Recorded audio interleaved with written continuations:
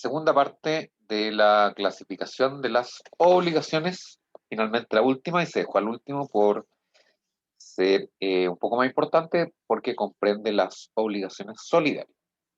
Clasificación del punto de vista de los sujetos, ¿cuál es la regla general? La obligación es sujeto único, o sea, un deudor, un acreedor. ¿Ah? Un deudor, un acreedor y obligaciones de sujetos múltiples o complejos.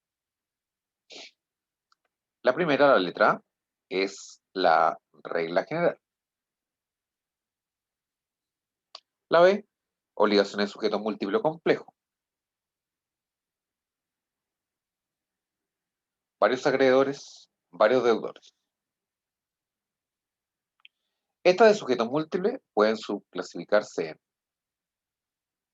obligaciones simplemente conjuntas o mancomunadas, o prorrata o parcial. Los distintos nombres van a ser dependientes de los...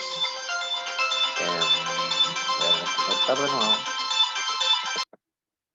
Bueno, sigamos, después de tanta interrupción. Estamos viendo las obligaciones. Las obligaciones de sujeto múltiplo o complejo pueden clasificarse en obligaciones simplemente conjuntas, mancomunadas o prorrata o parcial. Estos son los nombres. Muchos nombres van a depender mucho de la legislación, ¿ah? Pero esta es, la ley nos señala esto, es simplemente enunciaciones doctrinales. Y finalmente, para distinguirlas de qué, de la letra B, las obligaciones solidarias o en otros manuales hablan de correales.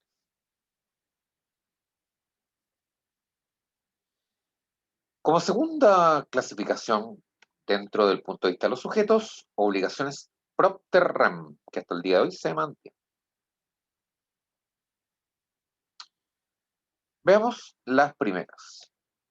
Son aquellas en que hay varios acreedores o deudores y un solo objeto débil, y en que cada acreedor solo puede exigir su parte o cuota en el crédito y cada deudor solo está obligado a pagar su parte o cuota en la deuda.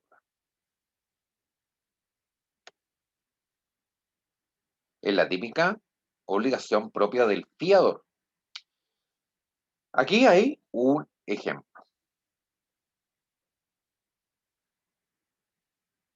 En caso de ser varios los codeudores, cada codeudor es responsable de su cuota y si son varios acreedores, cada coacreedor solo puede pedir su cuota. Entonces, el día de hoy se utiliza mucho este tipo de obligación para identificar la propiedad de los fiadores en reemplazo de las obligaciones de los avales. Los avales son obligaciones, son obligados solidariamente. Obligaciones solidarias que son naturalmente las más importantes y de uso frecuente el día de hoy, especialmente en negocios de más alto volumen, ¿no? En que exige especialmente los bancos. Estas obligaciones solidarias que se mantienen hasta el día de hoy vienen propiamente del derecho romano. Hay una pluralidad de sujetos, acreedores y deudores, lo mismo que la otra, en que el objeto de prestación es divisible, pero cualquiera de los acreedores puede exigir a cualquiera de los deudores el pago total de la deuda, típica del aval el día de hoy, de forma tal que el pago hecho uno cualquiera de los acreedores libera al deudor respecto de los restantes acreedores y el pago hecho por cualquiera de los deudores libera a los otros codeudores. Hay distintas clases de solidaridad: solidaridad activa, muchos acreedores; solidaridad vacía, muchos deudores; solidaridad mixta, muchos acreedores y muchos deudores. ¿Se puede resumir? Vamos a contestarla en la diapositiva. Sí. Aquí hay un mapa conceptual de lo que tenemos que manejar respecto a las obligaciones. Elementos, fuentes, efectos, extinción.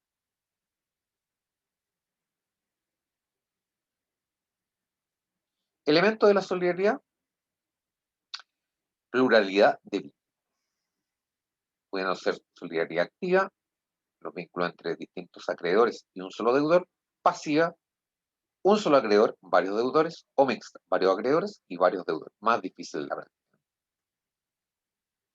Unidad de la prestación, el objeto.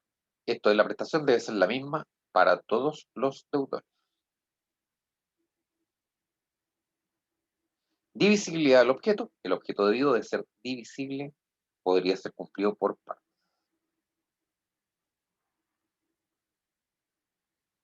Requiere de pacto expreso. Aquí ya contestamos la diapositiva anterior. No se puede presumir.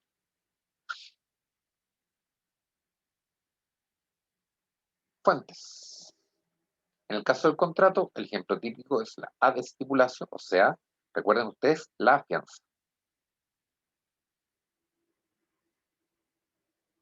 Y aquí ya señala la diferencia entre este tipo de obligación y la obligación solidaria. Fuente primera, entonces, un acto convencional, de acuerdo a voluntades, el contrato que crea obligación. Segunda fuente, el testamento, el legado per damnatione.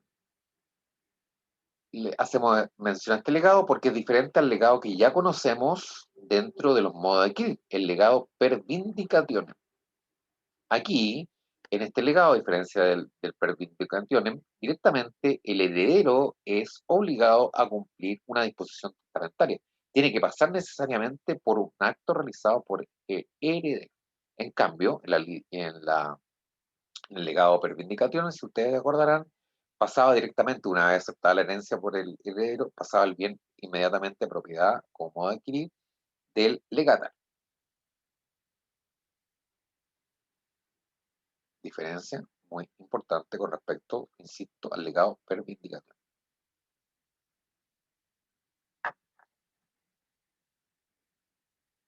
Y mencionamos en esta diapositiva aplicaciones al derecho romano, pero esta es típica fuente que se mantiene hasta el día de hoy. La ley, lo típico en el derecho romano era, por ejemplo, las obligaciones que eran por delitos. ¿Ah? Los autores del delito respondían normalmente por solidaridad, o sea, todos eran responsables por el todo. Y ahí está, por ejemplo, la de los fiadores, cotutores o co-curadores respecto a sus pupilos, etc. Solamente se muestran a modo de ejemplos propios del derecho romano. Porque si bien es cierto, hemos dado un vistazo general a todo tipo de obligaciones, podemos decir que las obligaciones en cuanto a la clasificación que se le da, la clasificación que se le da dentro del derecho romano no escapa mucho a la diferencia se hace el día de hoy. ¿Eh? Esta clasificación, como ustedes entenderán, no la hacían los romanos. Esto es propio también de teorías modernas, pero que se extrayeron de la solución de casos prácticos de los romanos. Por contrato, a través normalmente de la estipulación, por no decir la única. De hecho, creo haberles dicho que todo el estudio de la teoría del acto jurídico, de las obligaciones, nace de la aplicación hecha por los romanos en el contrato verbal llamado estipulación. De hecho, el profesor Guzmán trata todo lo que es las obligaciones del estudio de este contrato verbal de la estipulación. Y aquí, en esta diapositiva, nos señala o nos recuerda cómo era la estructura de la estipulación. Bueno, y aquí hay algunas ideas sueltas con respecto a las obligaciones solidarias que tenemos que tener presente. Y aquí una pregunta de carácter práctico. ¿Cuál es más ventajoso? De qué corresponde la obligación? Ahora, cabe preguntarnos por qué se hacía, si era posible hacerlo por fiadores, por qué se hacía a través de la solidaridad. Bueno, la solidaridad era más útil para adquirir créditos, porque perfectamente, y el día de hoy sucede lo mismo. Si ustedes como estudiantes universitarios que podrán trabajar parcialmente, pero no a tiempo completo, necesitan un crédito de un banco, el banco para asegurarse el cumplimiento no les va a exigir fiadores, les va a exigir avales o codeudores solidarios o les va a hacer firmar una o acreedores de una obligación solidaria en que pueden exigir el total de la deuda a cualquiera de los deudores, a diferencia del fiador que responde solamente por su cuota. Entonces, la utilidad de hoy es la misma que en Roma. Para acceder a un crédito más ventajoso, se tenía que garantizar de una mejor manera. ¿A través de qué? No de fiadores, sino de avales o codeudores solidarios. Extinción. Ahora, recordemos que todo este tipo de obligaciones, especialmente las solidarias, las obligaciones que son propiedad de la fianza, eran obligaciones accesorias. Bueno, aquí ya un tema más liviano. La extinción, hay que distinguir los motivos que tienen relación con el objeto de aquellas causas que atañen a los sujetos. Se extinguía para todos los deudores solidarios en caso, por ejemplo, de que se extinguía la causa extintiva relacionada con el objeto, ejemplo, pago, novación, aceptación, para todos. El pacto de no pedir, esto tiene esta íntima relación, no puedo extenderme mucho porque esto tiene incidencia con respecto a los modos de extinguir las obligaciones que no hemos visto. Naturalmente que este párrafo lo vamos a entender mucho mejor cuando estudiemos los modos de extinguir las obligaciones. La solidaridad pasiva, esto lo vamos a agregar porque lo incorporamos, ya lo vimos, a propósito de las obligaciones personales. ¿Se acuerdan? No, perdón, a través de las garantías personales. Cuando vimos la prenda de la hipoteca, hicimos un paralelo e inmediatamente estudiamos las garantías personales. Y entonces vamos a aprovechar de reforzar los conceptos. Esto ya lo analizamos. La solidaridad pasiva se caracteriza porque hay un solo acreedor y muchos deudores, que es la forma más típica de una obligación solidaria. Un solo acreedor, muchos deudores. Es más difícil encontrar el caso, la casuística de muchos acreedores y un solo deudor.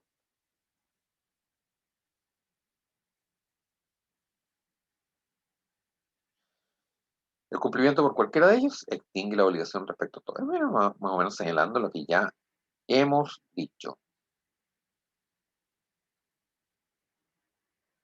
¿Qué pasa si uno de los deudores solidarios paga? Bueno, ¿qué pasa? ¿Qué se hacía? Entonces, al momento de pagar, el deudor que pagaba, el deudor solidario que pagaba, le pedía al acreedor que le entregara las acciones que tenía derecho contra los otros deudores solidarios. Entonces, ese deudor podía exigirle al otro deudor el pago, pero los otros deudores respondían ya por su cuota. De tal forma que si teníamos tres personas, o sea, el deudor principal y dos deudores solidarios, el acreedor podía dirigirse contra cualquiera de los tres. Pero si pagaba un deudor solidario, ese deudor solidario que pagaba le podía pedir al acreedor que le entregara las acciones, se subrogaba en las acciones del acreedor y a través de esas acciones podía exigir la cuota del deudor principal y del otro codeudor solidario. Pero ellos ya no respondían por el total, respondían solamente por su cuota. Ojo con eso, si no lo entienden, me lo preguntan y lo reemplazamos a través de un ejemplo.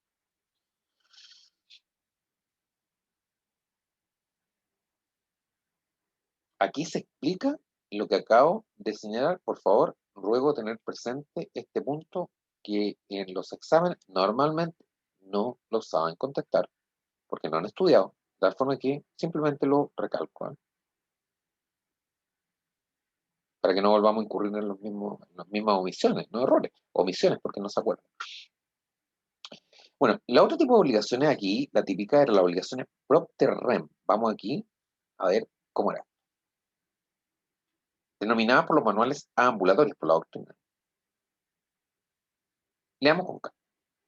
Si de ordinario en el tráfico jurídico los negocios obligacionales se dan entre sujetos fijos y determinados, hay supuestos excepcionales en los que el acreedor o el deudor, o ambos a la vez, ni son conocidos individualmente en el momento de constituirse la obligación, ni son invariablemente los mismos desde que la obligación se...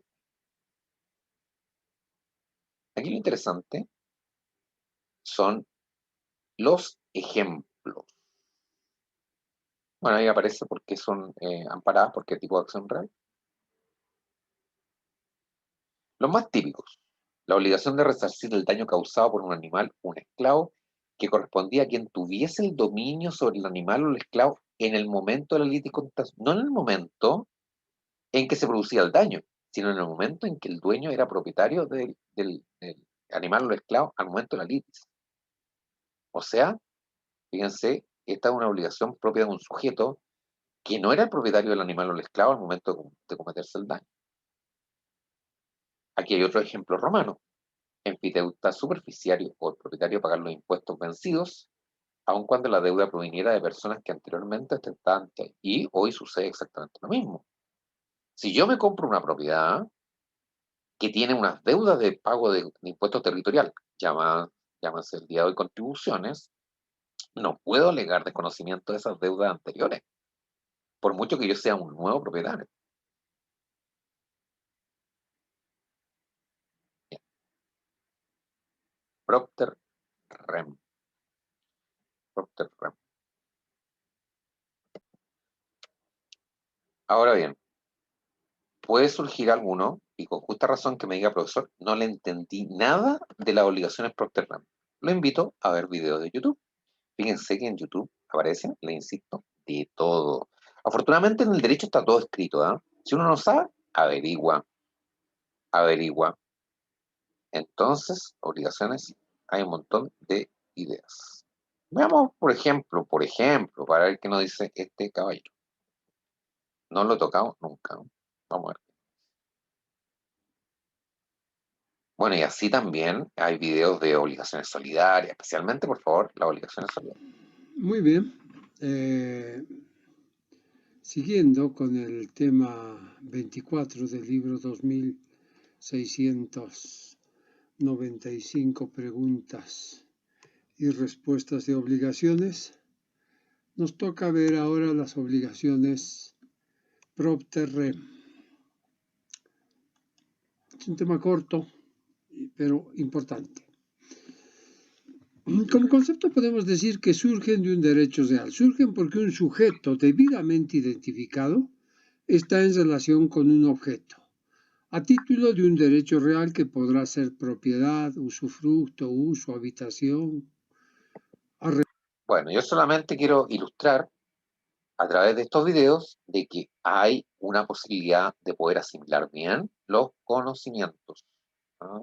O los conceptos e instrucciones que estamos pasando a través de la búsqueda que hoy se exige en la universidad de entregarle al alumno las herramientas para que busque la información de sus distintos conocimientos por sí mismo. Aquí quiero llamar la atención sobre las obligaciones solidarias, que ya la vimos, y Cristóbal aquí las trata muy bien, ¿ah? Aquí las trata muy bien. De sujeto, puede ser pluralidad de deudores, pluralidad, solidaridad pasiva, o una pluralidad de acreedores, solidaridad activa, o varios de unos, varios de otros, mixta. Segundo, objeto divisible, porque para que hablemos de solidaridad, el objeto de la obligación debe ser divisible, pero no se divide. ¿Y por qué no se divide? Bueno, si el objeto de la obligación fuera indivisible, estaríamos frente a una obligación indivisible, simplemente. El mejor ejemplo aquí es el dinero. ¿Se puede dividir el dinero? Claro, 300.000, 100.000, 100.000, 100.000, pero no se divide, le cobro el total. Unidad en la prestación. Tercer requisito. El objeto que se debe es el mismo para todos, tanto acreedores como a deudores. Que se deba lo mismo por todos y para todos no significa que se deba de la misma forma. Eso el código lo deja clarito en el 1512. Algunos de aquí pueden deber a plazo, otros pueden deber bajo cierta condición, otros de forma pura y simple. Por ejemplo, a mi amigo Pedro le debo dar un plazo que no le di al Juan, porque el Juan no me cae igual que el Pedro, que es mi amigo. Y esto no se presume, siempre se expresa. Si yo les pregunto aquí, ¿cuáles son las fuentes de las obligaciones? Ustedes ya la saben, aquí escriban, fuentes de las obligaciones, la convención, el testamento y la ley. ¿Y cuándo la ley es fuente? Ajá, esa es la pregunta que viene aquí. ¿Cuándo la ley es fuente? Pues la ley solo impone la solidaridad pasiva, no va a imponer la solidaridad activa. ¿Cómo va a saber quiénes son los acreedores? La pregunta es, ¿por qué la ley genera solidaridad? ¿Por qué tanto que la ley ponía solidaridad aquí? Mira, por una parte sirve de garantía, y aquí lo que tengo que tener es un ejemplo. La ley se indica que cuando hay varios comodatarios, por ejemplo, oye, préstanos el Lamborghini a nosotros dos. Ajá. Nosotros dos vamos a responder solidariamente de cuidar el Lamborghini y de restituirlo. Entonces, lo mismo ocurre aquí cuando existen varios, por ejemplo, albaceas, quienes serán todos solidariamente responsables de cumplir con el encargo encomendado. Bueno, dejemos a Cristóbal que la pasa la materia mucho más entretenido que este profesor. Muchachos, quedamos con esto, terminamos ya entonces en la clasificación de las obligaciones.